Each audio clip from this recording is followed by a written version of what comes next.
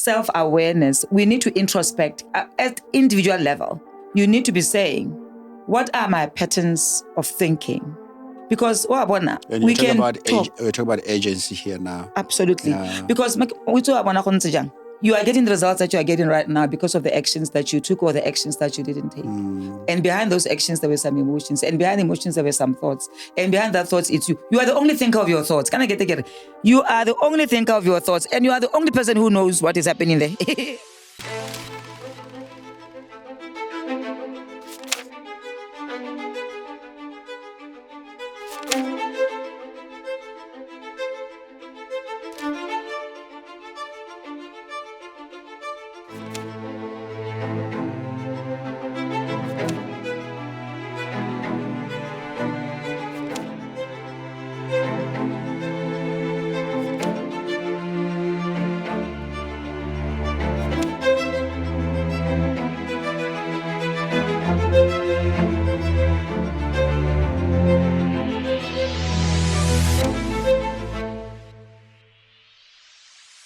Good.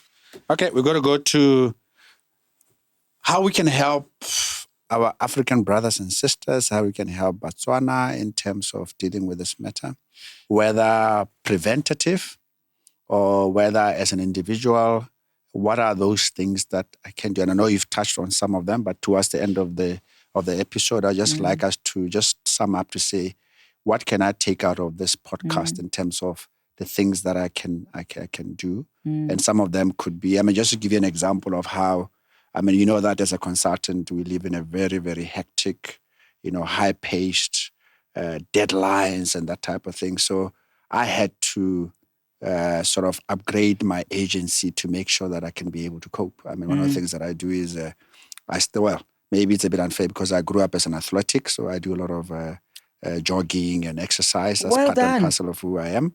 So now it's a habit. If I tell people if I finish a week without a sweat, I feel the lethargy. So the body is already groomed for that. I know you talk about fasting. One of your books, Just Eat, is about fasting. So since 2013-14, I've been into intermittent fasting. Thanks to my dear wife. She's also introducing all these goodies to me. So intermittent fasting, people say, why do you get into farming? And I say, I get into farming because I believe every being needs to be exposed to nature. So for me, watching little animals, even because one of the things that one day I'll bring someone to talk about is to talk about death, and I've learned a lot about death. When at the farm you experience a lot of death, it's like, can't do this thing.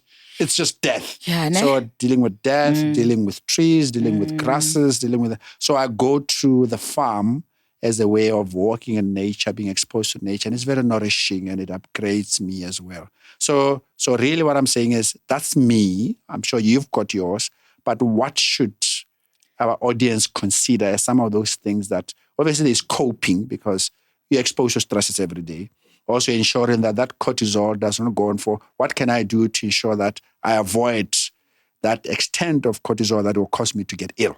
Absolutely. Because my endorphins are compromised.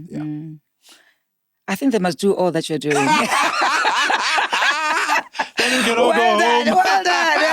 I think you've just said it well. Because, thanks. All the stuff that you've talked about, well done. Walking, like jogging, what walking, you're doing. Some people do walking. Exercise. I just say be active. Absolutely, be active. Your style, whatever you... Absolutely. I always say to people... hack this thing. It's about hacking maybe I'm glad that that's what you do first thing in the morning. That's me too.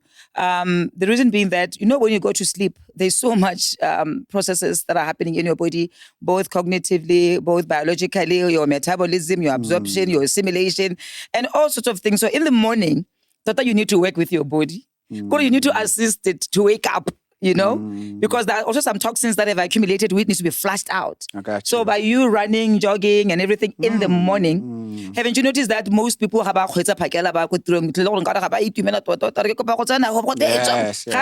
because everything is just not going right. Road rage. So well done for doing that in the morning. The other thing that I'll just get a pick on what you've said because you are doing all the good stuff. Spending time in nature. Really, it grounds you. You understand? Because your brain, cognitive exhaustion. You know, your brain gets to a point where it needs to shut down a bit. So you spending time in nature and breathing that fresh air. And because also when you're in nature, it forces you to be mindful. And to be present. To be present. To be mindful. You know? So well done. That's another good thing that really very, very commendable. Intermittent fasting. Intermittent fasting is not fasting 40 days and 40 nights. No. It's about allowing your body to retrieve. No, but tu bakanya go te fasting go 40 days and 40 nights. Yes. But this one go te intermittent. Go taba gore kana hareja Oabona, when we eat, our bodies are designed in such a way that the food is stored for later use. You know, I mean, gets stored first in the liver's glycogen and then the rest as fat in adipose tissue in mahura. Mahura ga se gore ke mahura per se, ke dijo. You need to retrieve them. Yes, use them. Use them. And when do you get the food from the pantry? When you're intermittent fasting. So if you are not intermittent fasting, it means that wa phaela. Go nna go kopana ka moso go bo di cancer, ka moso go bo di body inflammations, ka moso go bo di mind fog, ka moso go so many stuff because the jodaring they are hitlelan. So intermittent fasting, like if one cannot do intermittent fasting the way we know how you should be doing it, but delaying breakfast a bit. You know, instead of waking up in the morning about to toast the honey or water mangwinya mokojap, but why can't you have that go back to the way our grandparents used to be? They used to wake up in the morning. Baba go masimu. 10-11. You understand? Let's go back to the way we were. Simula go jaka whenever 10-11 or ba jala nchobo ja sapara. That is intermittent fasting. Yeah, I mean at individual level. And I also want to go back to Kganya gore also looking after your environmental space. Yeah, I mean, we need to detox the influences around us. You need to prioritize your self-care.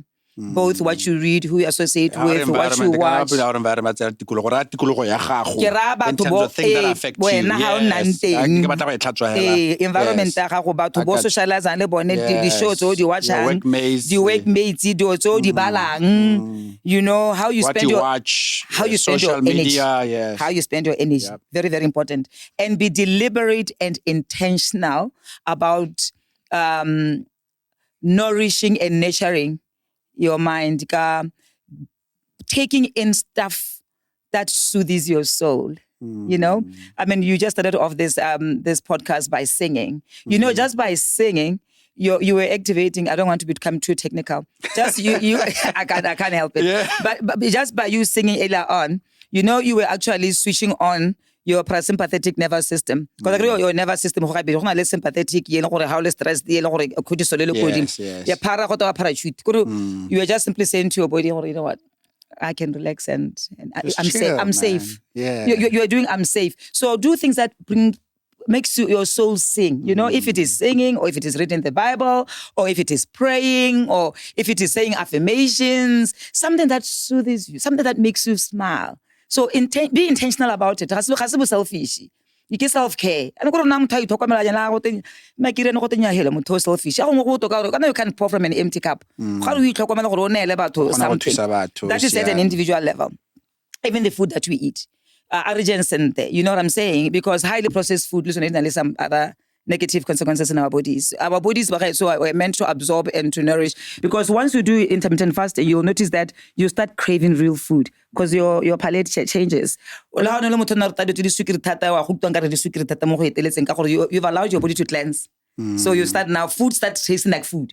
It's more thing like I can finish a tub of ice cream. So that is at an individual level. At a family level, parents are thuseng bana ba rona. Re ba thuse re nne present. Maybe what we should be doing is that let's make sure that we even articulate our family values. You know, I always say, no, if they think that way, well and good. But I mean, I need to tell my kids, in this home, how do we live? You know, we pray before we eat. I mean, that's what we should be doing. You know, those are the values. You know, I mean, you can't just bring a stranger before you tell me who to. Really,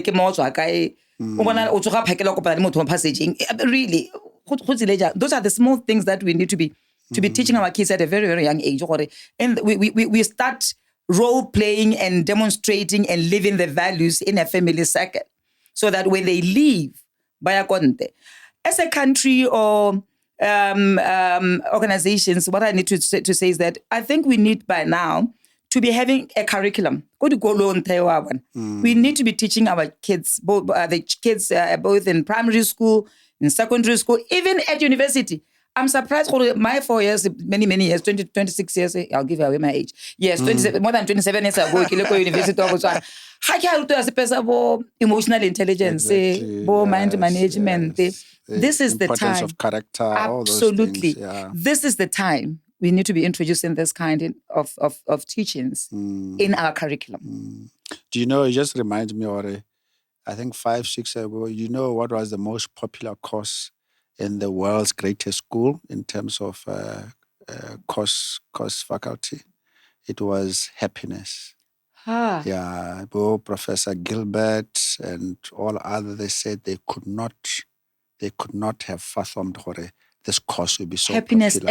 As a course. Can you see now? So across, they were just oversubscribed. The kids were crowding into the classroom because people are just starving for something that enriches the mind. And the thing is, once you go into I like happiness because it's on the positivity side, then you have less people going into the wrong side of the equation in terms of, that's why we work on that side. Professor Seligman, you mentioned, we were talking about him. He talks about, if you think you're at +3, when you work on happiness and positive psychology, you go to +8. Absolutely. Now your chance of going to -3 is less reduced. So it's for me, it's really again around just augmenting the positive aspect. And we're talking earlier and it's about preventative, by the way. Exactly, that's really the preventive side.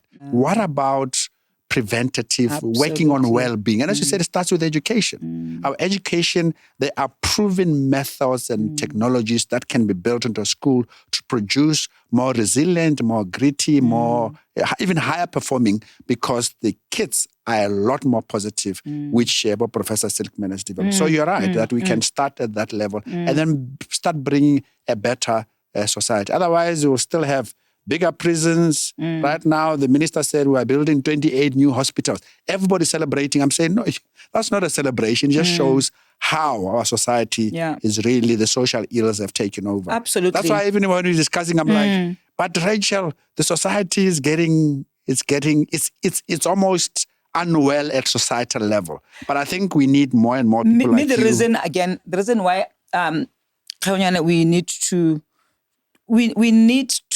to normalize mental health checkups the way we check men. Yes. You know, you go for oral health, you go to brush your teeth or do a medical checkup, or checking BP. I mean, check your BP. Someone must walk in a hospital. Like, just to say a psychologist, you need to get a referral from a GP.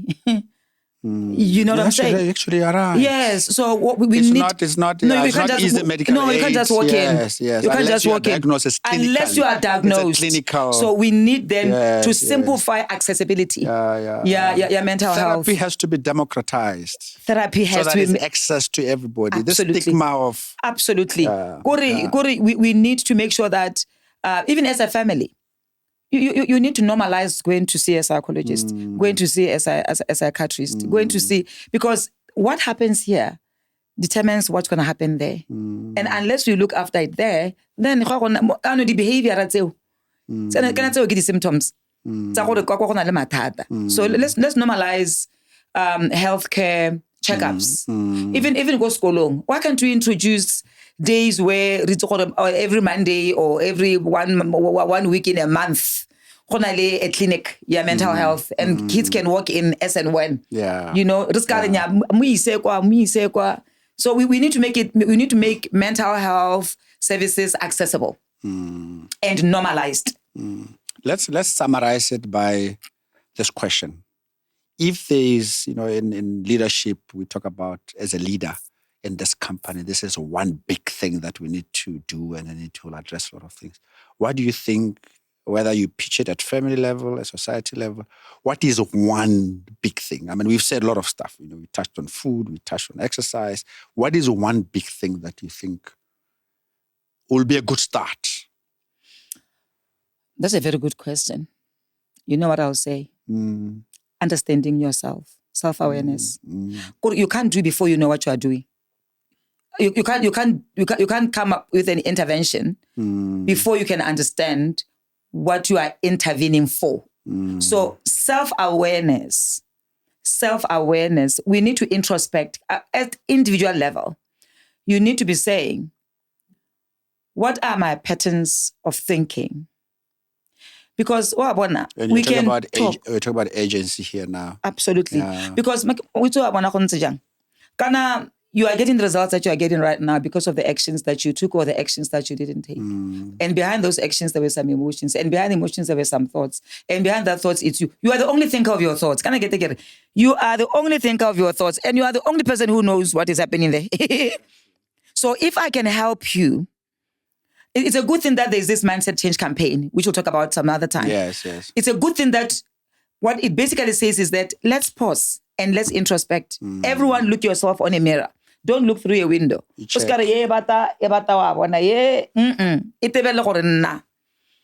way my life is turning out, the way I feel, the way I do things, the results I'm getting, each person, we need to introspect. Whether you're a child, whether you're an adult, just introspect, because nobody can help you before you can look inward. That's why the door to mindset change, the door to anything that is of success opens from within. Look in. No one can do it for you. Oh, I too bad. True. You need to look in. I like that. We are going to take ownership as an individual because it all starts at individual. Yeah, because you can do other interventions. Yeah. You yourself know what it is, and you know what's going to work for you. You know what it is. So you can come up with so many interventions and come with the programs. You can come with this. You imagine if you're not happy and then you think that a holiday to Bali is going to make you happy. You're going to go to Bali with those problems. You understand? You come back again, back to square one. So it's better we deal with them. Happiness. Yeah. The last one is it's the last one, but it's really on the lighter side. Yeah. There was a study done by this Dr. Richard Layard. He's an economist who specializes on happiness. So they did a study to find out at individual level, what is the happiest thing that you have done that you were at your happiest? And out of the research, I just want you to guess what are those 3 top ones that came out of that study. They were the things that when I'm in this thing, I'm at my happiest self. When I'm with my family. Okay. Was it there? You got it? Should they be when I got my first house? No. Okay. When I got a promotion? No. That's not what makes me happy. Maybe I should talk about what makes me happy then. Maybe I'll get close to the response. Okay. Yes, you're part of the survey. I'm part of the survey. Yes. Yeah. When I'm with my family, enjoying the moments with my family and my kids and husband. And when I'm being of value. Yeah, when I'm being of value, living my purpose, knowing that what I'm doing it's of impact to the other person. So that is my happiest moment.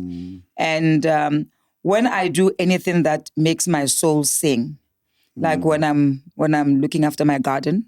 Did I tell you that my garden? Garden? No, you told me. Plenty of times. Yeah, when I'm in my garden, my daughter always laughs when I talk to my roses. I've got a rose. Yes, I talk because you know what? Kind of roses can. Now I'm talking about something else. Plants can hear. Can hear you. Yeah. So when I'm in my garden, I've heard that thing where trees can talk. But anyway, let's not complicate issues. Yeah. So you've said more than 3. So these are the 3 that came, and it's important to note what they came. No, only one appeared. Sorry, man. 1/3. Only 1 came. I'm talking about top 3. Yeah. So those appear, but down the list. Yeah. Let me just to qualify. Things like impact, purpose, and all those, they were there. But number 1, which was interesting because a study by Bo Gilbert at Harvard did the same thing. And number 1 always comes out. And that is when I'm having sex. Oh, okay. That's for another day. Okay. We'll discuss it. Don't get tempted to start discussing it. These psychologists, you never trust them. Okay. Number 2, interestingly, was when I'm with my friends. Okay. Number 3 was family. Oh, this is a sex, study friends, over family. thousands and thousands of people. Wow. And remember, Sex. this is people saying it without being seen. It's interesting that people have their best, So but the spirit of my saying is that for me, when you ask me what is the big thing that people need to get back to so that you can see the relationship between friends and family. It's a support structure. Support, community. It is that we have lost who we are by doing away with Ubuntu or Boto in terms of going back to community and support. Can you believe it? I mean, this whole thing, we'll chat about it, how people, especially Very men, can't make friends anymore. I know. And that is part of why loneliness is really affecting our society so badly. And obviously, the families are getting dysfunctional. Absolutely. So those are the things that... interesting. But interestingly, they make people... Very interesting. I'm going to look at that. Yes. Very interesting. Great. Yeah. So let's end on that positive note. Just the last one. I want you to share your books, to just tell the readers what your 3 books are all about, and you can face the camera so that you can say, yes, out of growth, when I got some mileage, I got a couple of books. Lovely, because they are related to what we're talking about. So it's quite important. And actually, I and didn't... then once you talked about your books, I want you to just tell us which has been one of your most influential books that really, this book, man. Wow. I never knew that you'll ask that those complicated questions at the end. I do it deliberately. Did I tell you that all these books are related? So with this first one, I'm actually talking about my journey of weight loss. You know, Kgengwenyane, I used to be really... just point it to the camera, just eat. Just eat. That's it. This one, it's a book that assists people to establish a healthy relationship with food. I got you. Yes. Good. It actually helped me quite a lot to normalize my blood pressure. It normalized... Because you said you also had a lot of weight issues in your life. Weight from size 46 to 36. Okay. Just by establishing a good relationship with food. Gotcha. That's what intermittent fasting is all about. So again, the other thing that I need to mention, which I didn't say earlier on, is that with intermittent fasting, it helps with mind clarity. Yeah. Because when you're not eating, you are forced to face your emotions. You cannot use food to numb. So as I was intermittent fasting, I came to realize that there were things that needed to shift. Yeah. There were things that needed to shift. Going back to the mind now. Going back to the mind. Yeah, it forced me to look at my environment, as in biopsychosocial, the people, the feelings, the activities, and I realized that I needed to shift. Got you. I needed to shift. So this one is basically about personal change management. Okay. Because normally you talk about leadership, you talk about organizational change management. This one, in one single word, it's about personal change management. How to deal with personal change. Gotcha. What to expect, how to do it, and where to start. Okay. Where to start. The next one?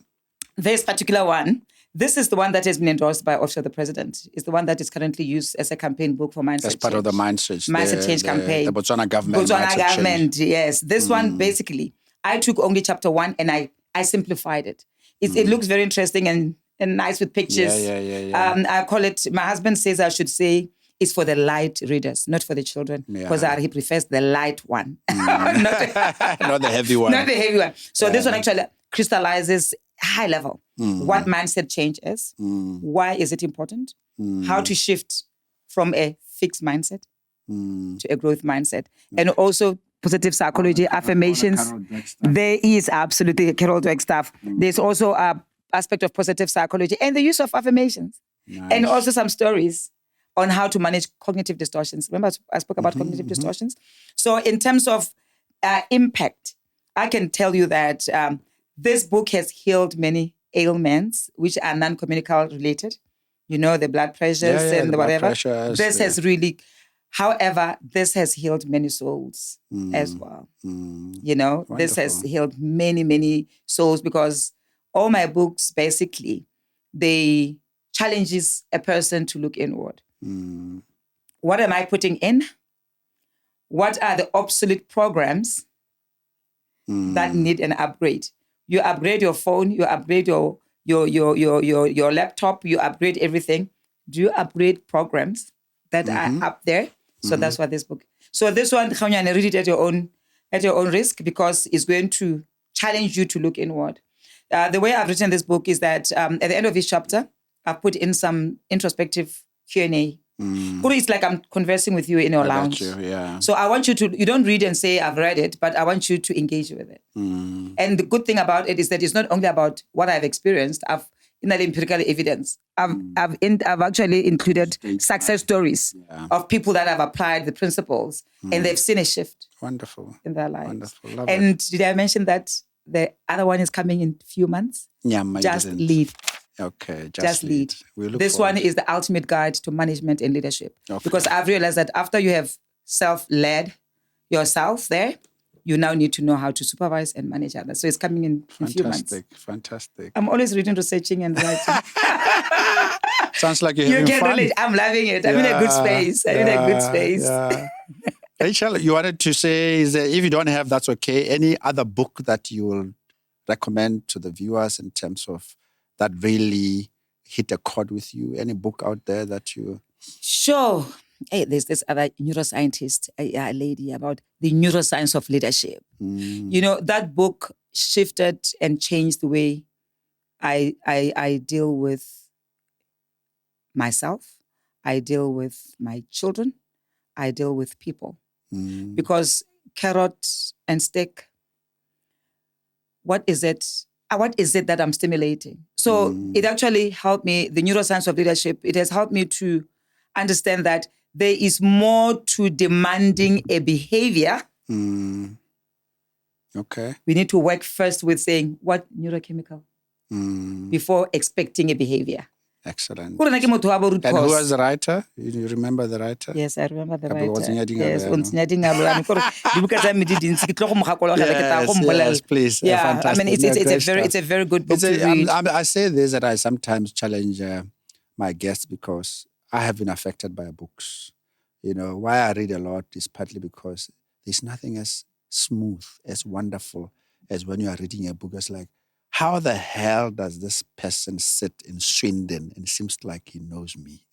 I know. That's the beauty about books. When you read people like Elian de Botton, he's one philosopher, he's my age mate, and he's one I've related a lot to stuff that he reads. Yes. But the book that really influenced me at a very young age as a junior engineer when I worked on the mine was a business book, interestingly. But it was the cover of the book. It said, define your destiny or someone else will. Ah, nice. That's incident. Actually, the content is more irrelevant, but just the cover. I know. The cover has made a absolutely. big impact. I've that actually spiraled my career because then I started taking agency and taking control of my life. No, I like that. It wasn't some therapy or anything. It was just reflected. I like what you've said. I wish people will listen to you saying that.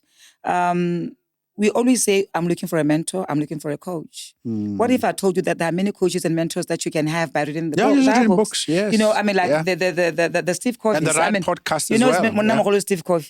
He influenced my life when I was still in the corporate environment. Yes. But the one that actually made me think otherwise was Robin Sharma. You know Robin Sharma? I know Robin Sharma. The 5 a.m. club. The 5 a.m. Absolutely. The way he just now turns the you-ness into a different perspective. You get to understand why you do. And you start now to devalue things that you are always chasing. Because sometimes we place so much emphasis on things, not on being. We are the doers. We do, but we don't be. So Robin Sharma also had a very huge impact on how I look at things. Yeah. I like Maya Angelou. All right. And more especially her phrase where she says that you must always leave a rainbow in somebody's heart. Oh, beautiful. So whenever I interact with anyone, leave a rainbow in somebody's heart. I want leave a rainbow in somebody's heart. So this is what I do on a daily basis. Wherever I am, whether it's be in the shops or I'm parking my car in the shopping mall, whatever, whoever I get in contact with, I leave a rainbow. Even if it's a cashier in a shopping center. Oh, hi, sorry, hi. You seem like you've been having a long day. Thanks for being of assistance. Or petrol attendant, ask yourself, are you living a rainbow? Excellent. Because it takes only one thing. Maybe that's the thing that they want to hear. Because at the end of the day, we are all handling stuff. You understand? We are all handling something. But being kind, just your word of, because before I open another conversation, is that we need to be aware, every human being has got 3 needs. Whether you are CEO, messenger, driver, wife, child, mudisa, 3 needs. You want to be heard, to be seen, to be acknowledged. So we put in every interaction that I have, do I hear, see, and acknowledge? Oh, beautiful. So Gary, for us also to manage mental health issues, whether it's with our children, whether it's with our partners, whether it's at work, let's hear, listen to them, see them, and acknowledge them. Beautiful. Because it will actually stimulate dopamine. The next verse goes like this. Bana ba garagele ke ba le ba ile ba namela setimela koloi ya molelo iralala. Okay, let me end there. So the whole Rachel, thank you.